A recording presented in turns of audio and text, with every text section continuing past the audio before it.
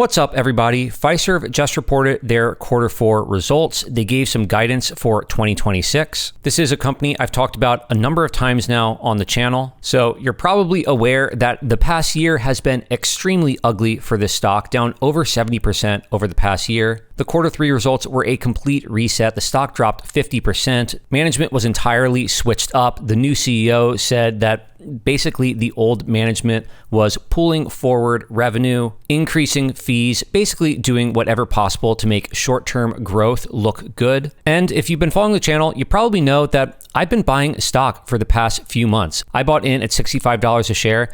I've bought from the high 50s to 70, which is basically where the stock has been trading. It's just been range bound for the past few months. A week ago, when the stock dipped below 60, I just said, I think this level is too cheap. I'm making it a full position, which for me is 5% of portfolio. It's actually slightly more than that now for me. So keep in mind, this is a significant holding of mine that may bias my views. Nothing I say here is advice to buy or sell Fiserv stock. I just give you my opinion and I tell you what I'm doing with my money. If you get value out of the video, subscribe to the channel. If you want to join my Discord or grab my Google Sheets template where you can make sheets like this, analyze stocks for yourself, then consider following me on Patreon. Link to that will be down below. Now, let's get into these results. And because I've talked about the company a number of times, I'm just going to give you a very brief overview of their business. They have two main segments. Those are Merchant Solutions and also Financial Solutions. Merchant Solutions, this is primarily Clover. Clover is a point of sale merchant services platform. You've probably seen these. They're mostly serving small businesses. This has been growing decently well. It's actually pretty much the only segment of Fiserv that has decent growth right now. And the other main segment, Financial Solutions, this is more the legacy core of the business. Here, they're operating as a bank core processor, essentially the heart of a bank or credit union, the operating system of a bank or credit union. You can think of it in that way. They're handling transaction processing, all those day-to-day operations of a bank. They deal with credit cards, debit cards, and they are the market leader here. There are three big players, Fiserv, Jack Henry, and Fidelity, but among the three, Fiserv is the largest. That's a quick summary. Now, let's get into these results.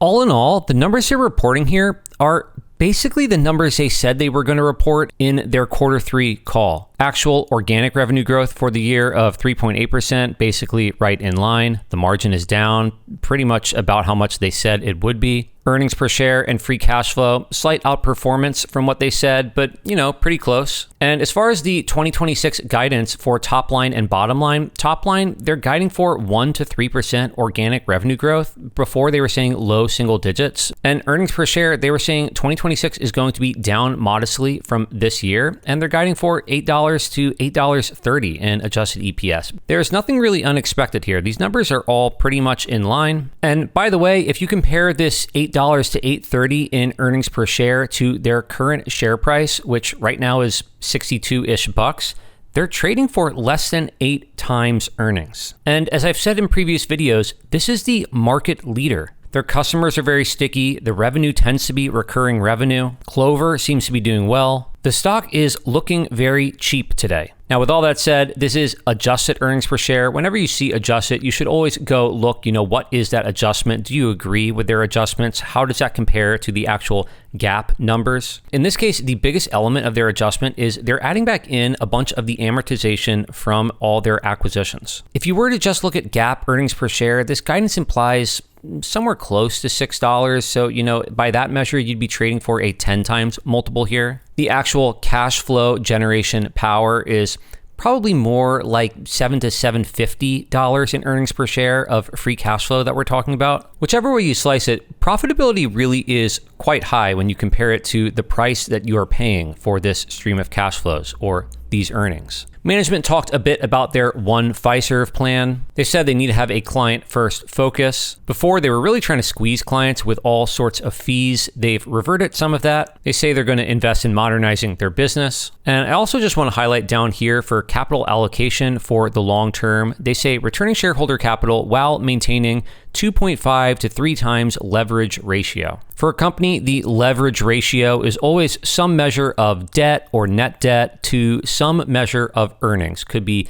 EBITDA, could be a cash flow metric. In this case, they're comparing debt to EBITDA. Right now, they're over a 3 times leverage ratio. So essentially, they're saying we want to pay down some of this debt. We don't want to have as much debt on the books as we currently have. And I know for many investors, debt is a concern. It has grown for this company, especially since 2019 when they acquired First Data. Current debt, just looking at the balance sheet, if I add up this long-term debt plus the portion of that long-term debt due in the next 12 months, and I net out their cash, you get about $28 billion of debt. That's pretty significant, but as we talked about in past videos, this is fairly spread out. Most of this is due over the next decade, about 2 to 3 billion-ish a year. The rates on the debt are overall fairly low. They did pay down $1 billion-ish in debt in this most recent quarter. And when you compare it to the cash flow of $4-ish billion, the debt is significant, but it is manageable. But importantly, now part of their focus is reducing the debt a bit. They're not saying, we're just going to focus on paying down debt, just getting it back to 2.5 to 3 times leverage ratio,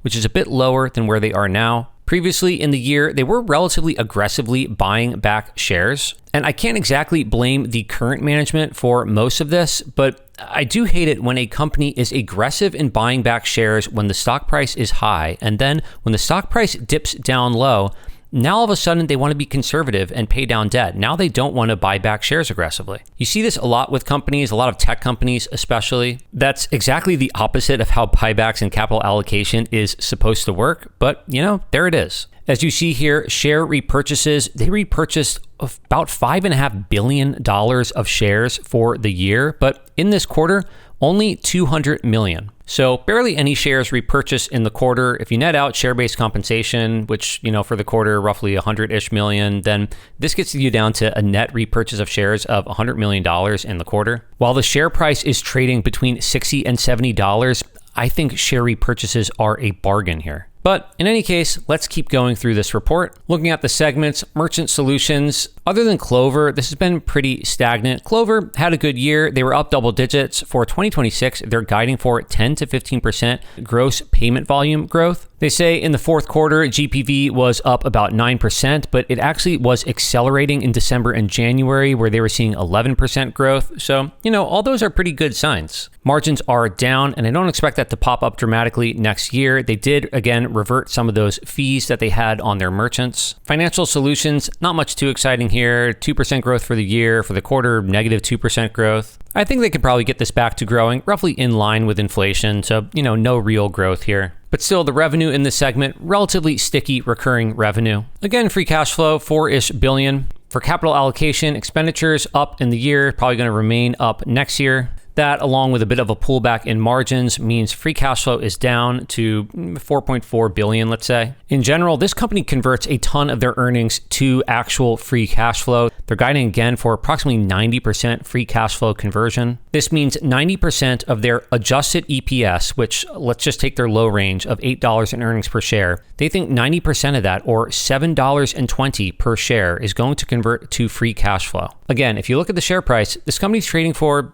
8 to 9 times free cash flow. And that's basically the end of this report. There really aren't many surprises here. My view of the company really hasn't changed since this. I think it's going to be a slow grower going forward. I think they will remain extremely profitable. This is nowhere close to a dead company, which I think some investors are viewing it as such. And I thought the management came off decently well in the call. By the way, I know I talked about this before, but a number of insiders in this company have actively bought shares on the open market between $60 and $70. These 3 transactions here, they're not just the exercise of options. They actually bought shares. Adam Rossman, Lance Fritz, and also the new CFO, Paul Todd. So with that, let's just go back over to our sheet and see what we can expect for a return on our investment in Fiserv stock today. I'm just going to update this so we're looking at the most recent price. And by the way, speaking of price, at the time of recording this, the stock is up 3-4%-ish on the day. Maybe the price will be significantly higher or lower when you're watching this video. I obviously don't know, and I wouldn't fixate too much on short-term movements in price. Try to make up your own mind on risk reward, what you think a company is worth. For example, this morning when this earnings report came out, originally the stock was flat, trading right around $60 a share, and then as the earnings call started, the stock dipped about 5%. I was seeing pre-market prices under $57. Then the market opened and you see that the stock went up. In the short term, price is moving just based on buyers and sellers in that moment. And while there's information there, don't let that be the end-all be-all for your assessment of value. So now back to our sheet, looking at our base case, I haven't changed these numbers from the last time I looked at Fiserv. My base case, I had 0% revenue growth for 2026 and then 4% revenue growth after that. The company is guiding to outperform this for next year. I'm just going to keep my numbers as they are. Operating margins, I'm keeping somewhat consistent with what they have right now. Free cash flow margin, I think I might be being a bit conservative here. I'm looking at $3.8 billion growing to about $4.5 billion in free cash flow that could come back to shareholders or be used to pay off debt. And I gave this company an 11 times multiple, which I think for a slow grower with a strong market position like this, I think this multiple is fine. In fact, I'm actually just not going to change the numbers in my base case here. And I'm looking at an 18% annualized return today over the next 5 years, which would be more than a double over that time. My bull case, again, I haven't changed these numbers here. I'm not going to go through them. I think it's possible growth accelerates on the back of Clover and margins recover a bit. And if the sentiment turns around, yeah, you could be seeing, a 5x on your money here. That's totally possible. But I want to focus on this bear scenario where I've assumed no growth at all for 5 years. This would mean they're nonstop losing market share, operating margins, I'm pulling back significantly. Free cash flow margin, I'm also pulling back, just, a little over $3 billion in free cash flow that could come back to shareholders or be used for debt. And I'm only giving them a 9 times multiple. I think this is the true ugly bear scenario if you think that Fiserv is just a dead, dying business that is going to shrivel away. Then if these assumptions come true, I think you're essentially flat on your money over 5 years here. For me, my opinion on Fiserv hasn't changed. When I look at the risk reward, I think it's pretty good. I don't think Fiserv is a dead company. I think actually they're going to be the market leader for some time to come. That doesn't mean that growth is going to be incredible. In fact, as you see in my base case, I think they're just going to be a slow grower, low single digit, maybe getting up to mid single digit growth. But I just think you're being offered an excellent price today for Fiserv. As always, this isn't advice to buy or sell this stock. It's just my opinion, and I tell you what I'm doing with my money. And as you know, I've been buying under $60 a share. I made this a full position. I don't expect this share price to explode anytime soon, but I'm very happy just holding my shares today. So with that, I hope you got value out of the video. If you did, subscribe to the channel. If you want to join my Discord or grab my Google Sheets template, consider following me on Patreon. Link to that will be down below. If you agree or disagree with anything I said, let me know why down in the comments, and I hope to see you all in another video.